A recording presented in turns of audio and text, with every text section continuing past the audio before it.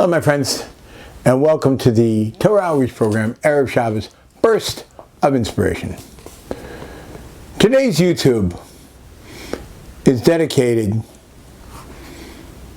by a man named Mr. Tzvi Bershkovsky, a Talmud, a student of Yeshiva Merkaz Torah. Today's newsletter is also dedicated by a student of Merkaz Torah, Mr. Michael Rotman, and the Shabbos bags by Rabbi Michal Schwarzbaum. All three of these men are students of Merkaz Torah in different periods of time. Why? Because the second day of Hanukkah is the Yortzeit, the anniversary of the passing 4 years ago by Rav Tzvi Aryeh ben Chaim Shmuel Halevi, our Rebbe and mentor, Rabbi Rotman, whose name and Merkaz Torah were synonymous. When I called up people asking them if they would be interested in sponsoring for Rav Rotman's Yortzeit, everyone wanted to, were more than happy to. Because when Rav Rotman was alive, although he treasured every moment of his time, never wasting a second of his life, when it came time to speak to one of his students, he felt like, or he made you feel like, he had all the time in the world just for you. So therefore, today's Dvar Torah, today's burst of Torah inspiration, is not only dedicated to our Rebbe, Rav Rotman, Zechat Tzadik Livracha, but is also from Rav Rotman. In Parshas Vayeshev, this week's Parsha, the pasuk says, the verse says that Hashem was with Yosef in everything that he did. Potiphar, Yosef's master in Egypt, saw that Hashem was with Yosef. What does that mean, Hashem was with Yosef? Rashi explains that it means that the name of Hashem was on his lips. Everything was Baruch Hashem. And Be'ez Hashem, God willing, and thank God with everything he did. The Ramban says, however, differently. He says there was an aura about Yosef, a spirituality. And not only that, everything that Yosef did, he was successful. And that's where Potiphar, his master, saw that God was with him. Rav Rotman explained to us that Rashi and the Ramban are not arguing at all. One is talking about how Yosef got there, and the other is talking about the result. Rashi is talking about how Yosef got to have everything successful that he did, which was give it all to God. Recognize that everything is from God. Pray to Him before and thank Him after. And if you do that, you have this aura about you of godliness, and everything you do will be successful. And therefore, Rashi, who says he had God's name on his lips at all times, and the Ramban, who said there's an aura, and there was a success in everything that he did, are just cause and effect.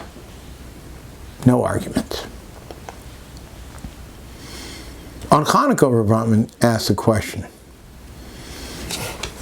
What do the people do to deserve Greek oppression?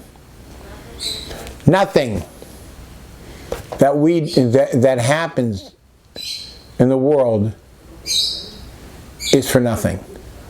Everything that happens to us is because we deserve it in one way or another. So what did we do to deserve Greek oppression?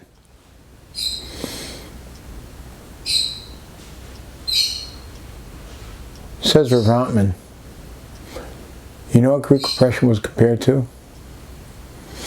In the creation of the world, before God made light, there was just darkness, and His Spirit floated, so to speak, over the depths.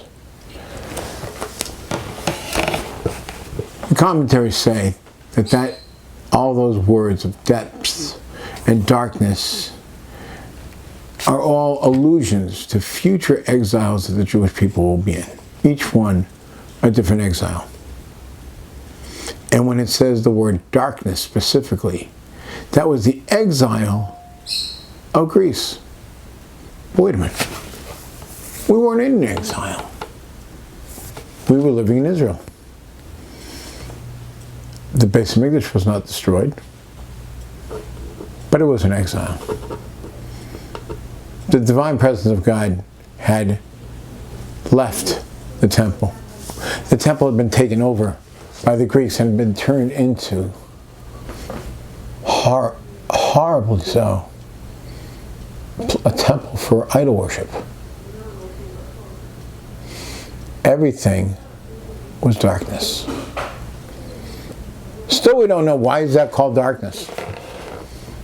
Why is darkness an allusion to the exile of Greece? In order to understand that, let's go back to one place in the Torah where darkness really takes a headline. The 10 plagues. The second to last plague was darkness. Why did the Egyptians deserve darkness? Because Pharaoh said, "Mi Hashem," who is God? I don't have to believe in Him. I don't have to listen to Him. If you deny God's presence, and if you deny your responsibility, your obligation to serve Him, you live in darkness. And that was the reason that the Egyptians got that plague. Let's take this to the Jews in the time of Greek rule. The Jewish people, there were many Jewish people who were known to change their bris milah to make it look like they didn't have one, because they wanted to fit in. The bris milah is the physical representation, the branding, that we're servants of God. They didn't want that obligation anymore. They didn't want to be known as God's servants. And they denied godliness. That is darkness. So I'd like to take these two ideas from Rav Rotman, Zatzal, Zecher Tzadik Livracha. See if we can combine them. What is the opposite of darkness? What is light? Recognizing that everything comes from God. Yosef, before he did anything, he said, Be'ezus Hashem, God willing. And after it happened, Baruch Hashem, thank God. He recognized God's dominion in everything. The exact opposite of what the Hellenists, those Jews who wanted to be like the Greeks, how they mutilated themselves by changing their bris milah, and how they wanted to deny God's dominion over the world, was the opposite of Yosef's approach to life.